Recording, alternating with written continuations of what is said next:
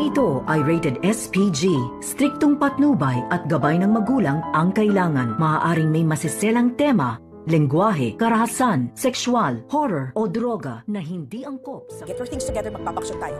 Kinakabahan ako sa lolo mo. Baka magsumbong. Narito na nga ang ating pakaabangan bukas Biyernes sa Abot Kamay na Pangarap. Nagulat nga ang lahat dito sa sinabi ng attorney ni Don Pepe na kung bakit pinatanggal itong si Zoe sa last of will of testament ng araw na yon bago makidnap itong si Don Pepe. At dito nga nakapagtataka sabi ni Giselle at RJ na kung biglaan daw na inalis itong si Zoe. Sigurado daw itong si RJ at Giselle na may matinding dahilan itong si Don Pepe na kung bakit hindi isinama itong si Zoe sa last will of testament ni Don Pepe. At dito naman na sinabi ni Giselle kay Moira na mapapatunayan na nga nila kapag nagising itong si Don Pepe at magsasalita na kung bakit tinanggal niya itong si Zoe sa kanyang pamana. At ang nakakatanggap nga dito sa last will of testament ay walang iba kundi itong si Giselle at Justin. At hindi pa nga sigurado itong si Zoe kung mamamanahan ba ito dahil hindi pa nga napepirmahan ni Don Pepe ang nasabing mana na ibibigay nga dito kay Zoe. At dahil sa takot nga ni Moira, pagkatapos nga nilang malaman tungkol dito sa mga ari-arian ni Don Pepe ay agad niyang tinawagan itong si Zoe at pinapaayos ang kanilang gamit nang sa ganoon magbabakasyon daw muna sila. Dahil natakot na daw itong si Moira baka magising itong si Don Pepe at magsumbong na may kinalaman nga itong si Zoe at Moira sa nangyaring aksidente o kidnapping dito kay Don Pepe. At ito naman ang pinapakiusap ni Giselle kay Eric na sana pagbigyan daw siya na makasama ang kanyang anak kahit isang araw lamang.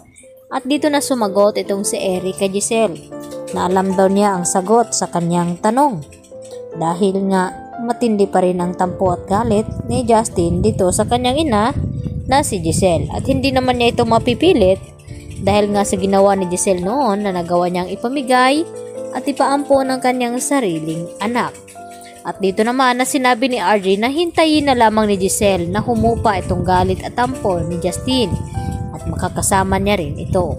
Dahil hindi magtagal ay ito namang si Justin ang mamumuno dito sa Apex Hospital at magiging co-owner. Dahil yun ang pagkasunduan ni Giselle at RJ. Samantala, gusto na nga bumalik ni Lynette dito sa bahay nila ni Carlos nang sa ganon ay harapin na nga ni Lynette ang kanyang trauma upang magiging matapang siya at hindi na siya matatakutin. Kaya agad naman na pinagbigyan ni Carlos itong si Lynette. At dito nga na pumasok sila sa bahay ni Carlos.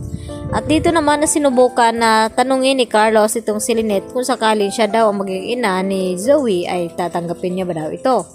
At kung sakaling siya, Carlos ang maging ama ni Zoe, okay lang ba daw kay Lynette?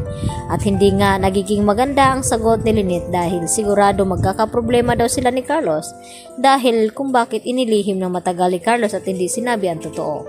Pero nakahanap naman agad ng alibay itong si Carlos na baka sakali lang naman, yun nga ang sabi niya. At dito rin na tuwang-tuwa na nag-uusap ang mga kaibigan ni Annalyn na ibinalita na nakakabalik na nga sa Apex Hospital itong si Nurse Karen at Nurse Evan at pinabalik daw sila dito ni Ma'am Giselle. At dito rin na nagbibiro itong si Doc Antonio na itong si Annalyn kailan ba daw ito babalik sa Apex. At sumagot naman itong si Doc Lendo na hindi raw pwede. Dahil ang gusto ni Doc Lendo na makakasama niya itong si Annalyn sa Easthridge Hospital. Subalit mas pipiliin ni Annalyn manatili sa Apex dahil gusto niyang personal na maalagaan itong kanyang lolo hanggang sa gumaling. Dahil gusto rin malaman ni Annalyn kung ano ba talaga nangyari dito kay Don Pepe at kung bakit inalis niya sa mana itong si Zoe Tanyag. Yan ang ating pakatutukan bukas mga kapuso. Dito lamang yan sa Abot Kamay na Pangarap.